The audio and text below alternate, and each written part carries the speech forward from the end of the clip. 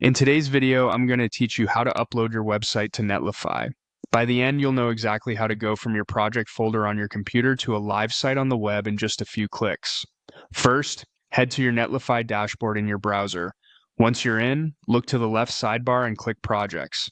This is where all your sites are organized, and it's the starting point for spinning up something new. On this page, click Add New Project. That's the button that opens all the ways you can create or deploy a site on Netlify. You'll see a few options. There's an option to start building with an AI agent, which can help scaffold and deploy a site interactively. You can also import a Git repository if your code lives on a service like GitHub or GitLab, and you want automatic builds from your repo. For this walkthrough, we'll keep it simple and choose to upload project files directly from your computer.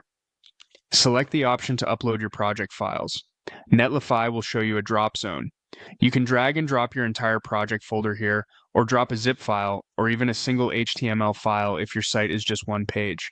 If you'd rather browse instead of dragging, click the button to choose a folder. Your file picker will open. Navigate to the folder that contains the site you want to deploy, select it, and confirm.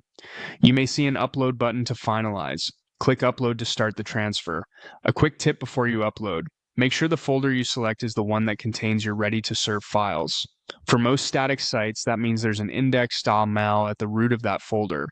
If you use a build tool, choose the output or dist folder your tool generates, not your source code folder. Also check that asset paths are relative, so your images, CSS, and JavaScript load correctly once deployed. As soon as you upload, Netlify will process your files and deploy the site. This usually takes just a moment. When it's done, you'll see a success state and a unique site URL you can visit immediately. If something doesn't look right, double-check that index. HTML exists in the folder you uploaded and that your links aren't pointing to localhost or a missing directory.